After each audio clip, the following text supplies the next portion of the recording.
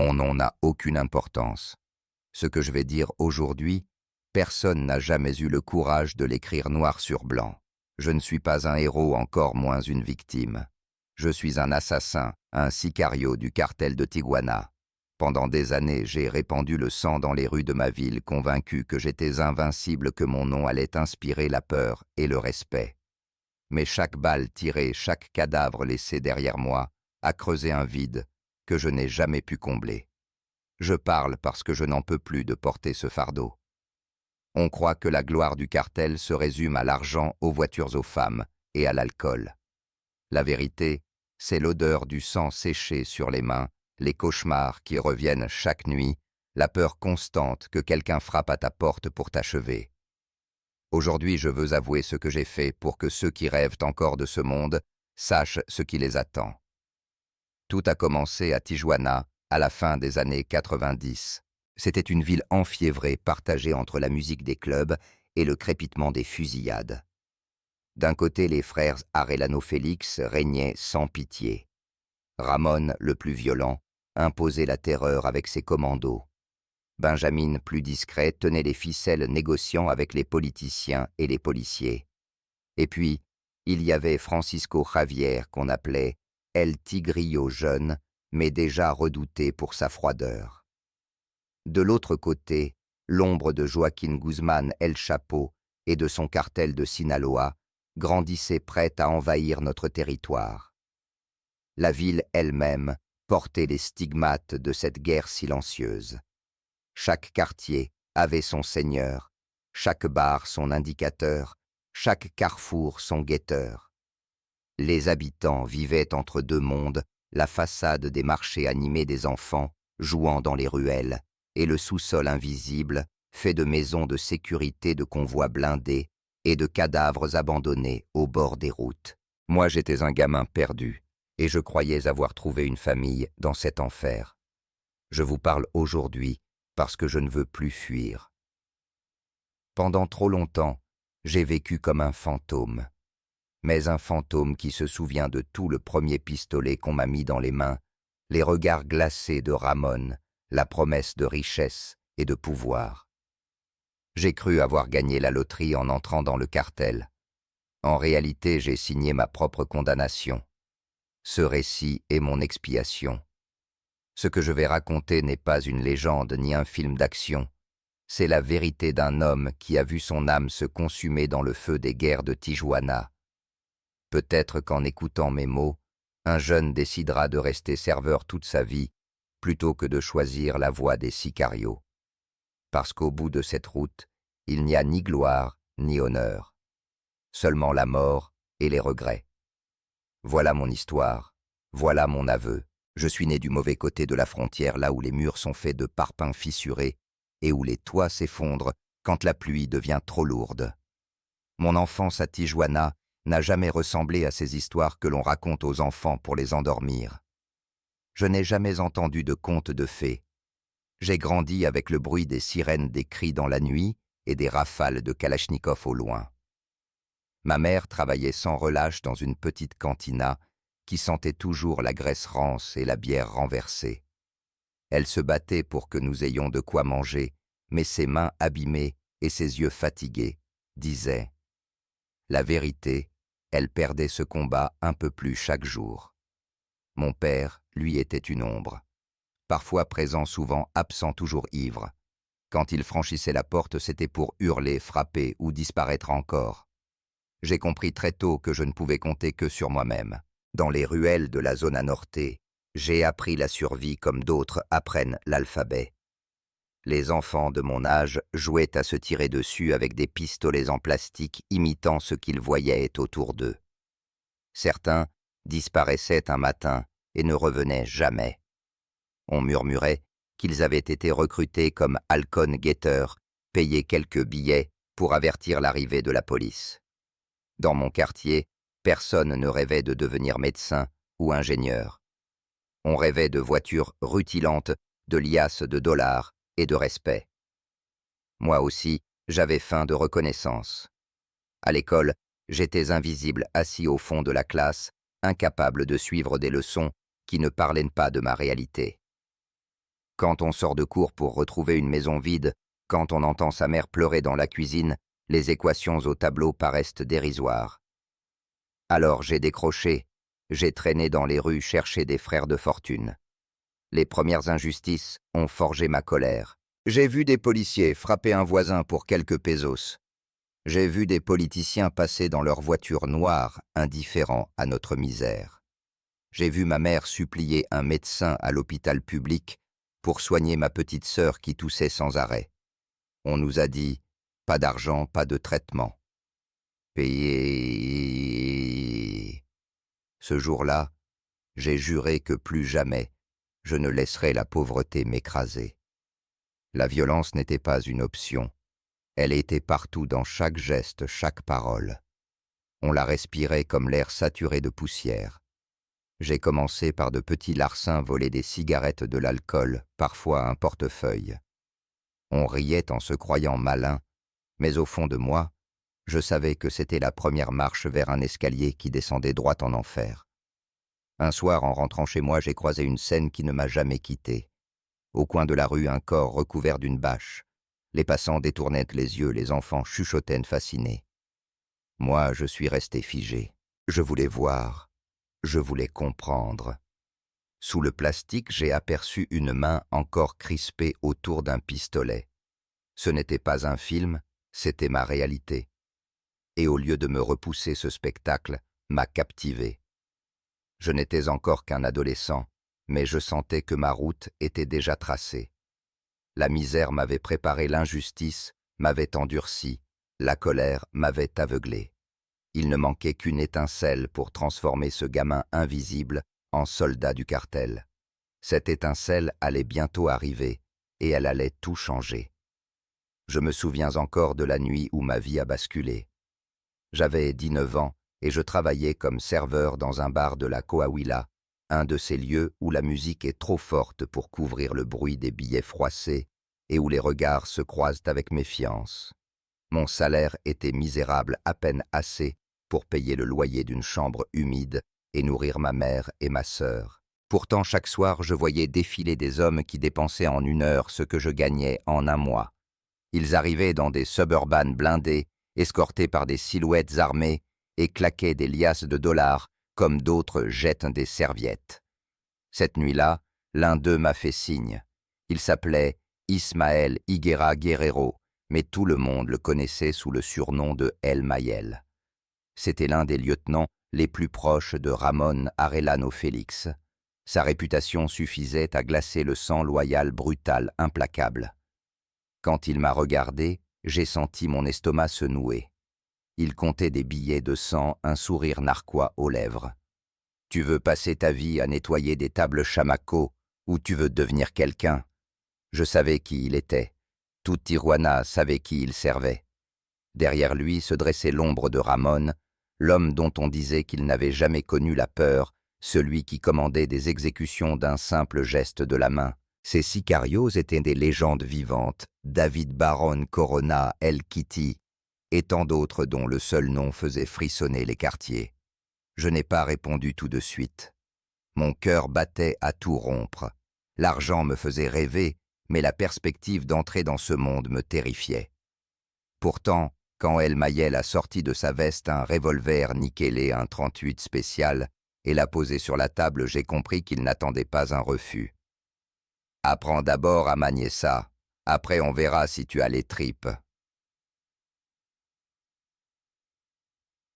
C'était une invitation autant qu'un avertissement. Derrière son sourire, je percevais l'ordre déguisé, accepter ou disparaître. J'ai hoché la tête, incapable de trouver les mots. Le lendemain, 2 hommes m'ont conduit à une maison dans le quartier de la Mesa. De l'extérieur, c'était une bâtisse banale, mais à l'intérieur, un véritable arsenal fusil, AK-47, AR-15, grenades, gilets, pare-balles. Dans la cour des cibles improvisées, attendaient les recrues. J'avais franchi le seuil d'un autre monde. Les premiers jours ont été une torture. Réveil à l'aube, course dans les collines, entraînement au tir, jusqu'à ce que mes épaules soient en feu. On nous apprenait à démonter et remonter une arme les yeux fermés à vérifier une voiture pour des explosifs à observer sans être vu. L'un des instructeurs répétait « Vous n'êtes pas des soldats. Les soldats ont des règles. Vous n'en avez aucune. » Chaque soir, je m'endormais épuisé, mais incapable de trouver le sommeil. J'entendais les cris des hommes torturés dans les histoires qu'on nous racontait. Je voyais des visages imaginaires dans le noir.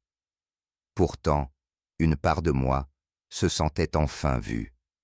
Pour la première fois de ma vie, quelqu'un m'avait donné une arme, une mission, une place. 2 semaines plus tard, j'ai rencontré celui qu'on appelait El Commandante, Ramón Arellano Félix. Il est arrivé dans un Porsche rouge, vêtu d'un costume élégant, une chaîne en or brillante au soleil. Il n'était pas grand, mais il imposait le respect par une froideur presque inhumaine. Ses yeux d'acier semblaient décider de ta valeur en un seul regard. « Tu es le nouveau ?» a-t-il demandé. « Oui, commandante. »« N'oublie jamais pourquoi tu es ici, une guerre s'annonce. Ceux qui me trahissent meurent et leurs familles aussi. » Sa voix résonne encore dans ma mémoire. Ce jour-là, je n'étais plus un serveur anonyme. J'étais devenu une pièce d'échiquier dans une guerre qui allait embraser tout le nord du Mexique. On dit souvent que les mafias ont leurs rituels secrets, leurs cérémonies d'allégeance comme des ordres religieux. Ce que j'ai vécu à Tijuana n'avait rien de spirituel, mais c'était bel et bien une initiation, une frontière invisible que je franchissais sans retour possible. Mon baptême a commencé un soir de décembre. El Mayel m'avait convoqué à la maison de sécurité. Quand je suis entré, l'air sentait la poudre et l'alcool. Une dizaine d'hommes étaient assis autour d'une table couverte de bouteilles et d'armes. Au centre, Ramón Arellano lui-même, l'air plus félin que jamais, jouait avec un pistolet comme avec un jouet. Je tremblais intérieurement, mais je me suis forcé à paraître calme. « Tu veux être des nôtres » a-t-il lancé. J'ai hoché la tête. Il a posé une photo sur la table. Un homme, un petit trafiquant accusé d'avoir vendu pour Sinaloa dans nos quartiers. Alors prouve-le. La mission était simple en apparence, le suivre, l'exécuter et revenir sans poser de questions. On m'a remis un pistolet .38, le même que j'avais déjà tenu, mais cette fois chargé. Mon estomac se tordait. Tout mon corps criait de fuir, mais mes pieds avançaient comme s'ils étaient enchaînés à un destin plus fort que moi. L'homme sortait d'un restaurant quand je l'ai approché. Mon cœur battait si fort que j'entendais à peine les bruits de la rue. Je me suis souvenu des mots de Ramón, « Celui qui hésite meurt ». Alors j'ai placé le canon contre sa nuque et j'ai tiré 2 fois. Le bruit m'a déchiré les oreilles, l'odeur de poudre m'a collé à la peau. Il s'est effondré sans un cri. La foule a paniqué. Moi, j'ai marché vers la voiture qui m'attendait les mains glacées, mais le visage impassible. Quand je suis revenu à la maison, tous les regards se sont braqués sur moi. Ramón a souri pour la première fois. Il a levé son verre. « Bienvenido. Tu es un de mes hommes désormais. » Les autres ont frappé la table, m'ont tapé dans le dos, comme si j'étais né une seconde fois. Mais à l'intérieur, je sentais que quelque chose s'était brisé à jamais. Les jours suivants, le rituel s'est poursuivi par une série d'épreuves, garder le silence sous la menace d'émontrer ma fidélité en refusant un pot de vin d'un agent infiltré, participer à des entraînements nocturnes où l'on simulait des embuscades. Chaque test visait à nous transformer en machines, à effacer la peur et la conscience. Ceux qui échouaient disparaissaient. Je me rappelle d'un jeune à peine plus âgé que moi qui n'a pas osé tirer lors d'un exercice. Le lendemain, son lit était vide. Personne n'a posé de questions. Tout le monde a compris. Dans le cartel, le silence est la règle d'or. Mon initiation s'est achevée par un banquet improvisé dans une villa luxueuse avec piscine et musique à plein volume.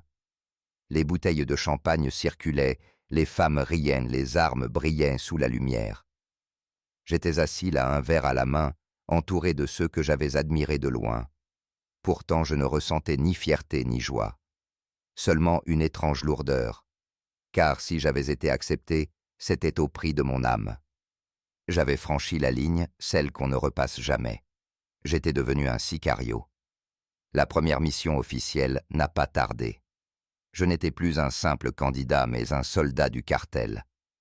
Mon baptême de feu m'avait déjà marqué à jamais, pourtant ce n'était qu'un avant-goût. Un soir, El Mayel m'a conduit dans une camionnette. Nous étions 4, tous armés serrés dans le silence oppressant. Dans sa main, il tenait une photo froissée, un certain El Perico, distributeur de cristal pour les hommes de Sinaloa. Il riait encore sur l'image, mais nous savions que bientôt son sourire s'éteindrait. « Toi, tu vas t'en charger », m'a dit El Mayel, en me tendant un pistolet chargé. Je n'ai rien répondu. Je savais que refuser, c'était signer mon arrêt de mort. Nous l'avons trouvé dans un restaurant de fruits de mer.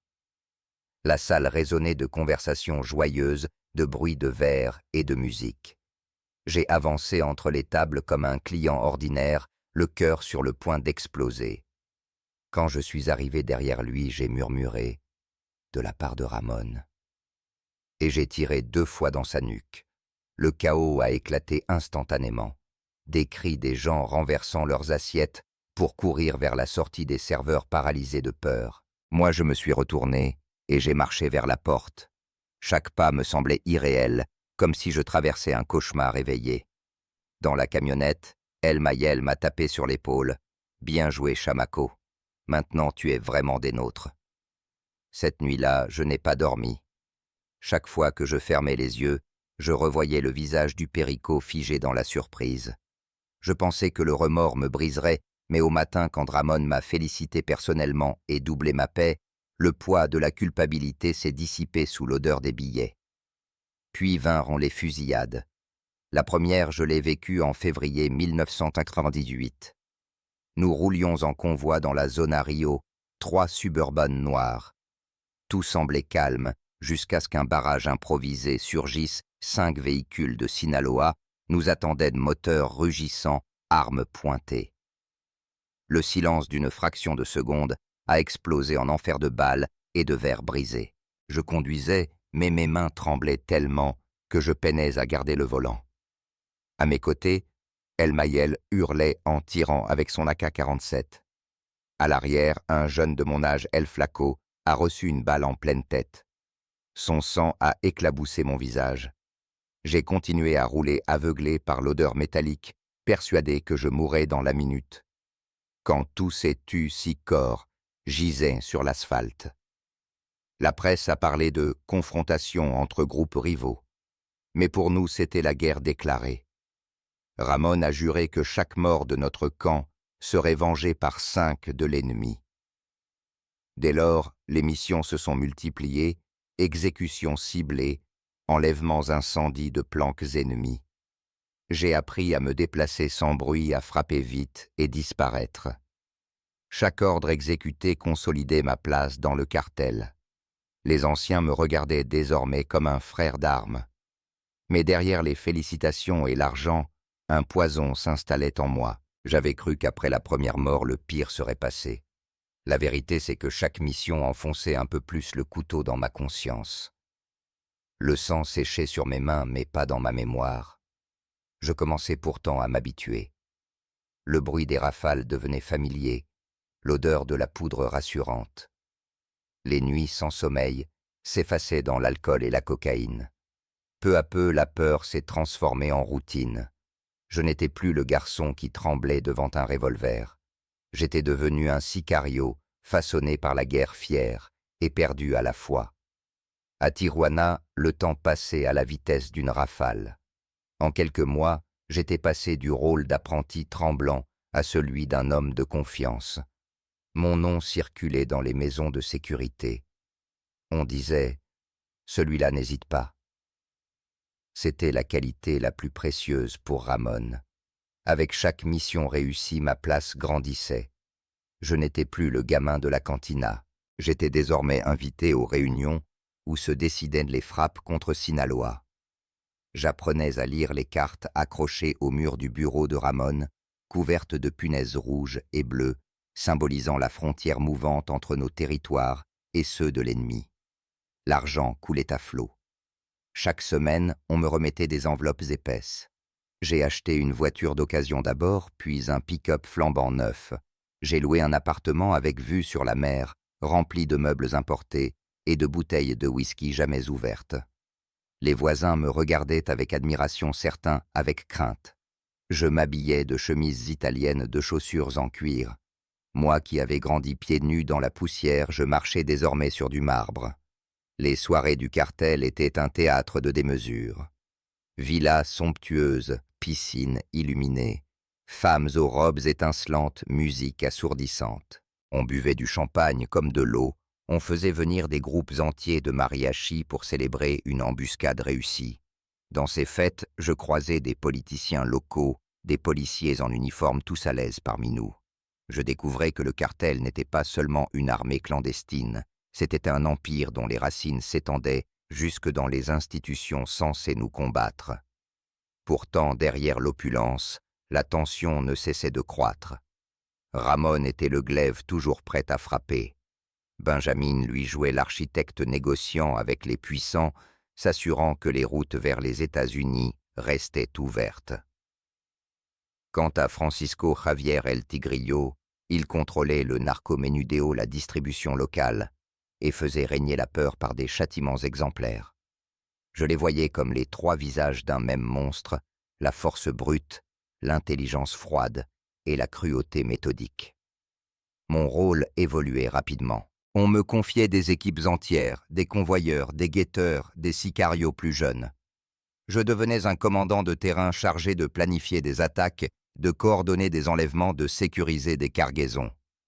Pour la première fois, j'avais l'impression de contrôler quelque chose. Le pouvoir enivrait plus que l'argent. Mais ce pouvoir avait un prix. Chaque décision que je prenais coûtait une vie.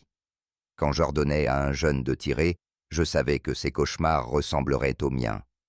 Quand j'envoyais des hommes surveiller une planque ennemie, certains ne revenaient jamais, et chaque mort s'ajoutait à la chaîne invisible que je portais autour du cou.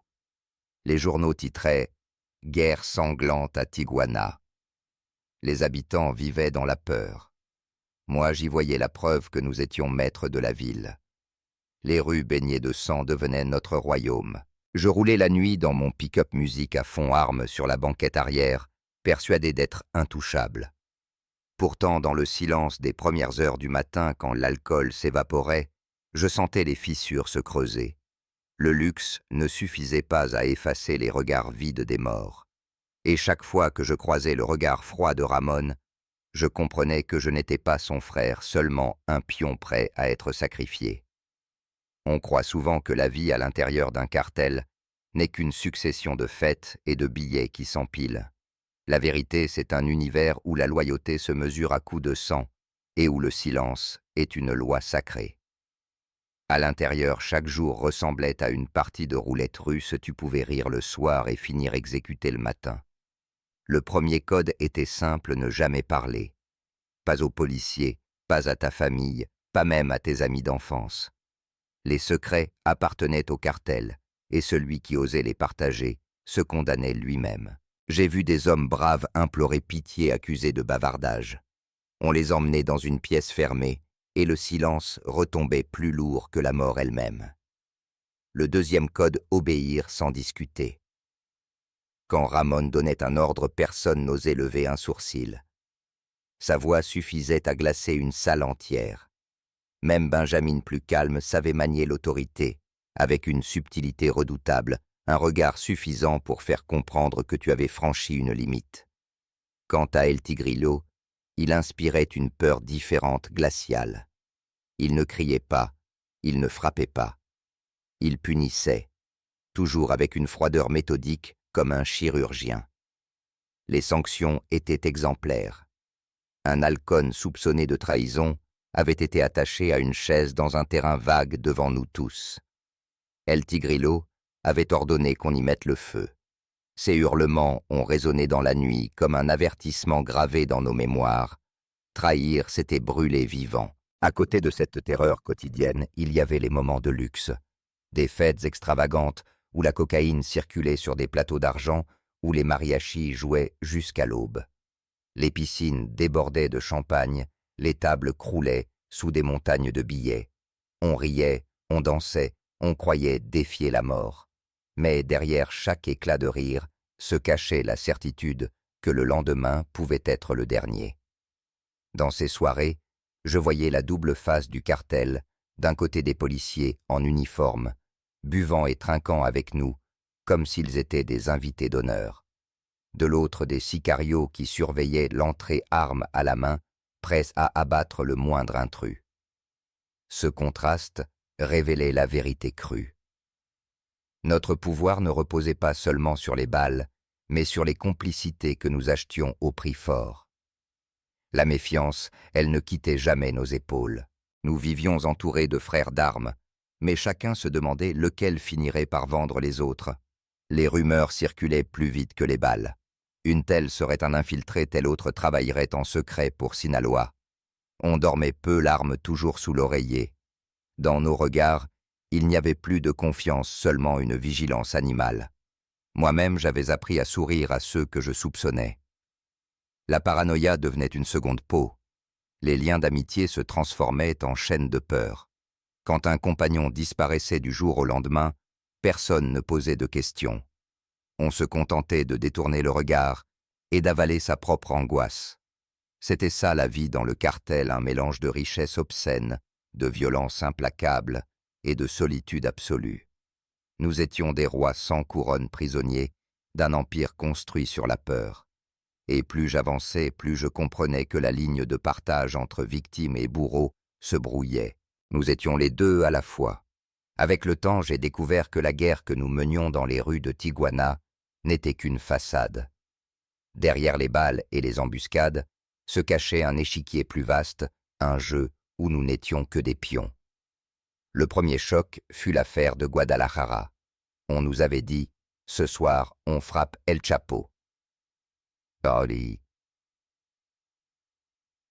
L'ordre venait d'en haut validé par Ramon lui-même. Nous étions 8 divisés en 2 équipes, postées près de l'aéroport. L'adrénaline me consumait. Nous allions tuer l'homme le plus recherché du pays, mettre fin à la guerre d'un seul coup. Quand la suburban blanche est arrivée, nous avons ouvert le feu. Le chaos s'est abattu sur le terminal civil, hurlant voitures incendiées, vitrées éclatées. Mais au milieu des corps, ce n'était pas El Chapo que nous avions abattu. C'était un cardinal Juan Jesus Posadas Ocampo. Cette erreur a fait trembler tout le Mexique. La presse, l'Église, le gouvernement, tout le monde exigeait vengeance et justice. Ramon brisait des bouteilles contre les murs, hurlant que nous avions été trahis. Était-ce vraiment une erreur? Ou quelqu'un avait-il soufflé de fausses informations pour nous piéger? Je ne l'ai jamais su. Mais j'ai compris que nos ennemis n'étaient pas seulement les hommes de Sinaloa. À partir de ce jour, les militaires envahirent Tijuana. Des checkpoints au carrefour, des hélicoptères dans le ciel, des descentes dans nos planques. Pourtant, malgré cette chasse acharnée, nous savions que nous n'étions jamais totalement seuls. Certains officiers fermèrent les yeux en échange de liasses épaisses.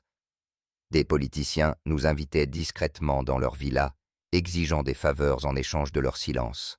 C'est alors que j'ai vu le vrai visage du cartel. Les Arellano Félix n'étaient pas seulement des criminels, ils étaient des partenaires invisibles d'une élite qui se nourrissait de notre violence.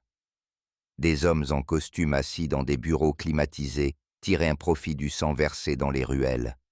Nous étions l'armée de l'ombre, eux récoltaient les bénéfices.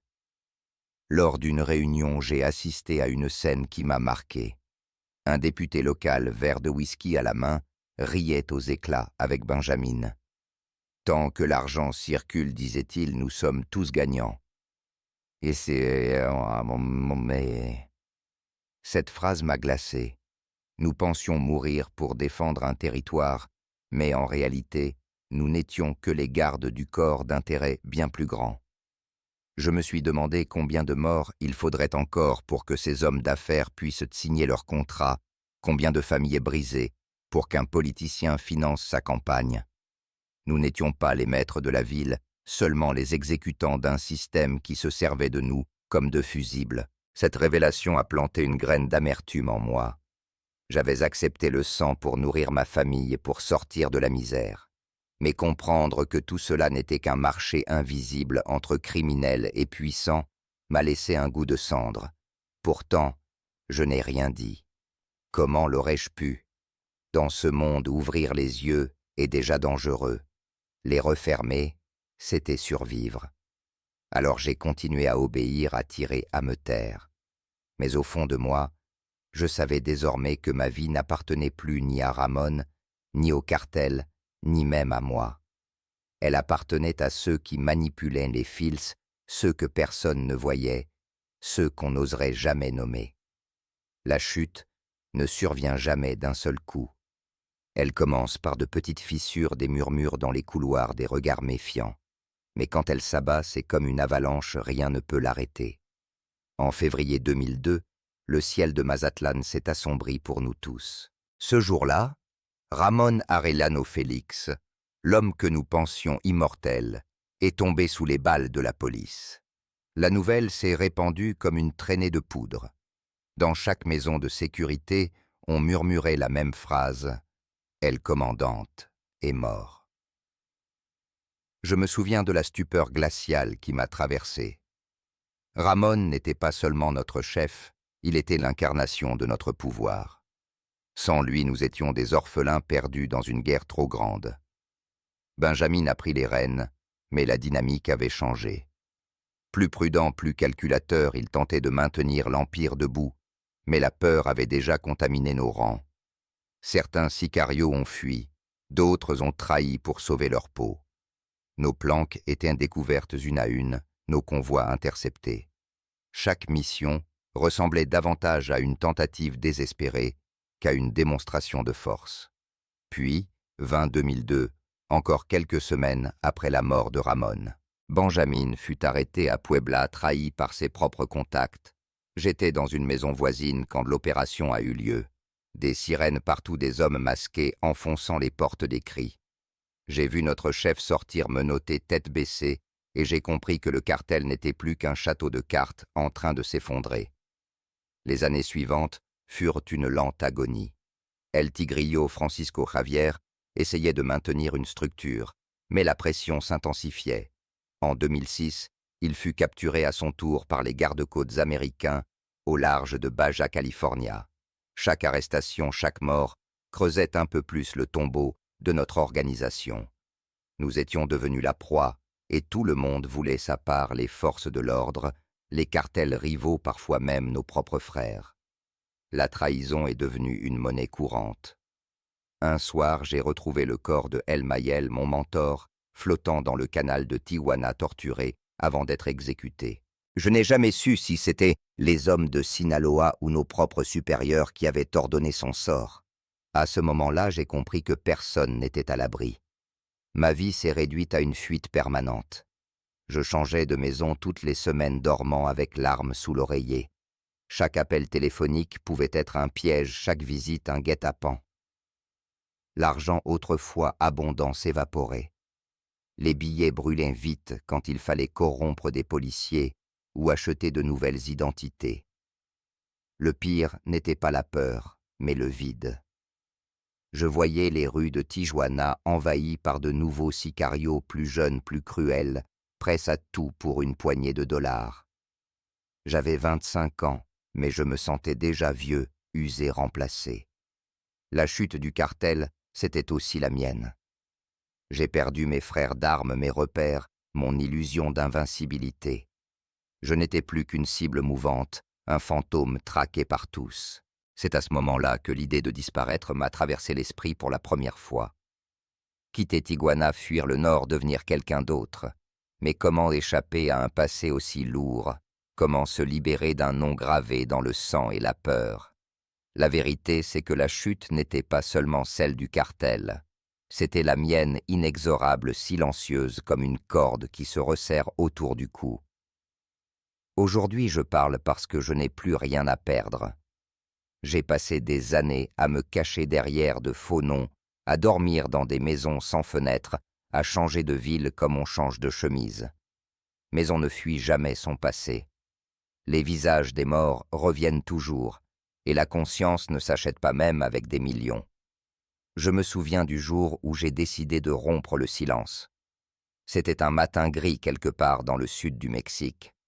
J'avais déjà abandonné les armes, mais les cauchemars me dévoraient. Chaque nuit, je revoyais le Perico, l'homme du restaurant, les guetteurs exécuter les innocents pris dans nos rafales. Je me réveillais en sueur avec l'impression que leurs mains glacées s'accrochaient à ma gorge. Alors j'ai compris qu'il fallait parler non pour sauver ma vie, mais pour sauver ce qu'il restait de mon âme. Quand j'ai commencé à raconter mon histoire aux autorités, je savais que j'entrais dans un autre enfer. Devenir témoin protégé, c'était accepter de perdre mon identité, de vivre sous une autre peau. Mais c'était aussi la seule manière de donner un sens à tant d'années de sang. J'ai décrit les cachettes, les cargaisons, les alliances secrètes. J'ai raconté ce que j'avais vu de mes propres yeux, les politiciens qui levaient leur verre à nos victoires, les policiers qui nous escortaient, les familles détruites par nos guerres. On m'a souvent demandé si je regrettais. La vérité est plus complexe. Le regret ne ressuscite personne. Il ne change pas les balles tirées, ni les corps enterrés dans la poussière.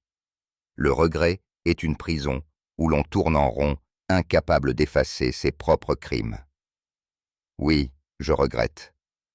Mais mes regrets ne sont rien comparés aux larmes des mères qui n'ont jamais retrouvé leurs enfants. Alors que reste-t-il d'un homme comme moi? Un témoin, un survivant, ou simplement une ombre qui cherche à se faire pardonner? Je ne crois pas au pardon. Je crois seulement à la vérité. Dire ce que j'ai fait, dire ce que nous avons été pour que ceux qui écoutent comprennent. Comprennent que le cartel ne donne jamais rien gratuitement. Il prend ton sommeil, ta famille, ton avenir, et il ne laisse que des ruines derrière toi. J'ai longtemps cru que le pouvoir me rendrait libre, mais le pouvoir du cartel n'était qu'une illusion.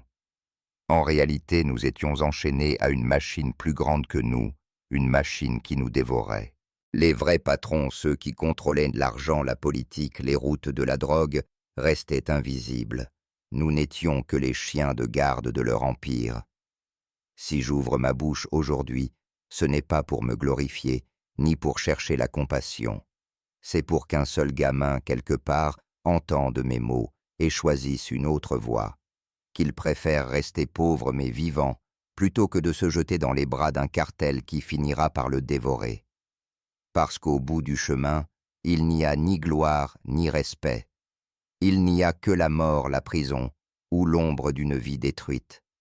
Et la certitude terrible que même si tu changes de nom, de maison, de visage, tu ne changeras jamais ce que tu as fait. Alors, voilà ma vérité, mon ultime confession, les vrais patrons, ceux qui tirent les ficelles, ne portent pas de fusil. Ils ne se salissent pas les mains. Ils restent tapis dans l'ombre invisible. Et nous n'avons été que leurs marionnettes.